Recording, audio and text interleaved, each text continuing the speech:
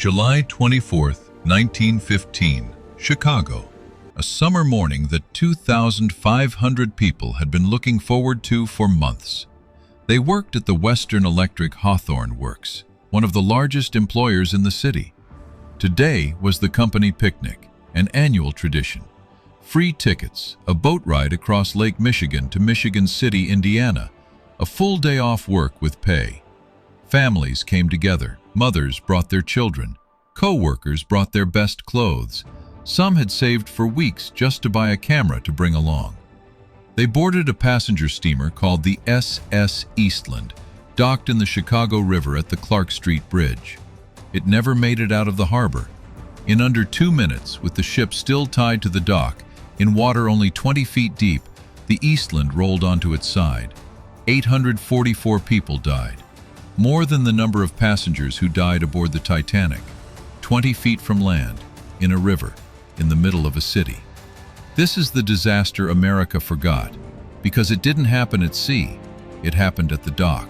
The Eastland wasn't new to trouble. Crews who worked the Great Lakes passenger routes already had a nickname for it, the tippy boat. It had a documented habit of listing to one side when too many passengers gathered on one deck. On more than one earlier trip, crew had to shift passengers or cargo just to keep it level, sometimes ordering people to move mid-voyage while the deck visibly tilted beneath their feet. It wasn't a secret. Sailors talked about it. Passengers occasionally noticed it and mentioned it to each other, half joking, half uneasy. But a ship that mostly worked was still a ship that made money. And the Eastland kept running its regular routes year after year, with the same underlying flaw quietly built into its design. A hull that carried too much of its weight too high above the water. Then, in 1912, something happened on the other side of the Atlantic that would make the Eastland's underlying instability far more dangerous. The Titanic sank. After the Titanic, the U.S. government passed the Seamen Act. One of its central requirements, every ship needed enough lifeboats and life rafts to hold every single passenger on board. On paper, it was a life-saving law. In practice, it meant shipyards across the country had to retrofit older vessels, including the Eastland, with heavy new lifeboats and rafts bolted onto the upper decks. Nobody meaningfully recalculated what that added weight, sitting high above the waterline, would do to a ship that already had a documented tendency to tip. To be precise about the cause, the Eastland was already unstable before a single lifeboat was added. The retrofit didn't create the problem. It made an existing problem significantly worse, adding hundreds of pounds in exactly the place a top-heavy ship could least afford it. Here's the part almost nobody knows. The safety law, written to prevent the next Titanic, is the same law that helped push an already unstable ship past its breaking point. The fix didn't cause the flaw, it collided with one that was already there, and in a few minutes, it never left the dock. By 7 a.m., thousands of Western Electric employees and their families were arriving at the dock, dressed for a day out. Hats, good shoes, cameras slung over shoulders. An estimated 2,500 people boarded the Eastland that morning, at or near its legal passenger capacity. As passengers boarded, many gathered on the port side of the ship near the dock to wave to friends still on shore and to have their photographs taken. It was a small human impulse, everyone wanting to be seen in the moment. Crew members below deck reportedly noticed the ship beginning to list almost as soon as the crowd shifted. Water was let into ballast tanks in an attempt to stabilize it, a standard countermeasure, but the ship had already begun to lean, and the correction came too slowly to matter. Passengers, uneasy about the tilt, did what most people instinctively do when a floor tips beneath them. They shifted toward the side that felt lower, trying to steady themselves. It was a natural reaction, and it added more weight exactly where the ship could least handle it. At approximately 7:28 a.m., the Eastland rolled completely onto its side, still tied to the dock, still within sight of the exact spot where it had been loaded 20 minutes earlier. The roll happened fast, under 2 minutes from first serious list to complete capsize.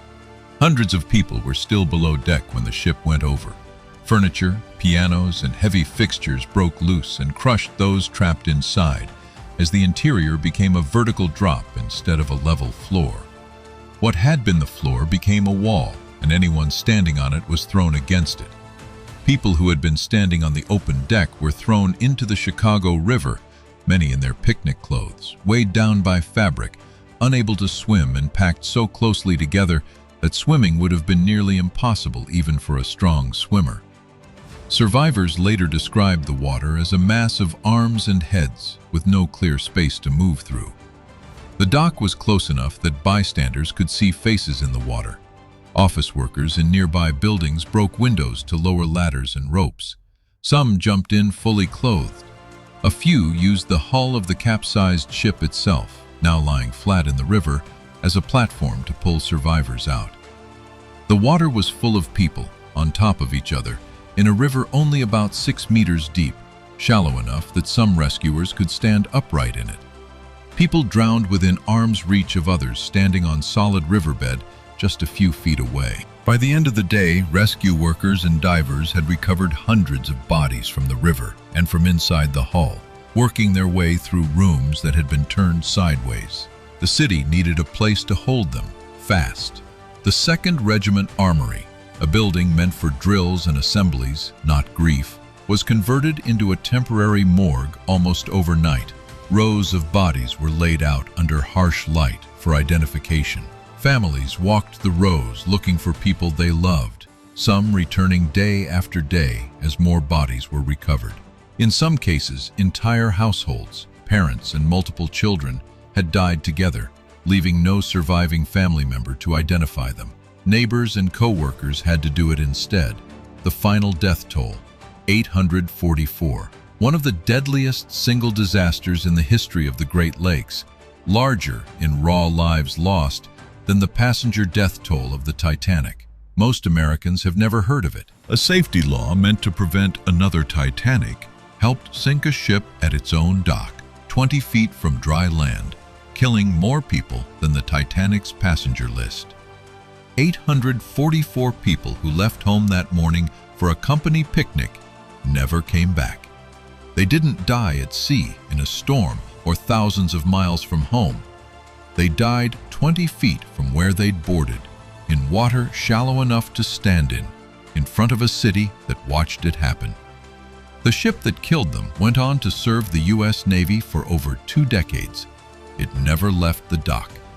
And it's still one of the deadliest days in American history, one most Americans have never heard of.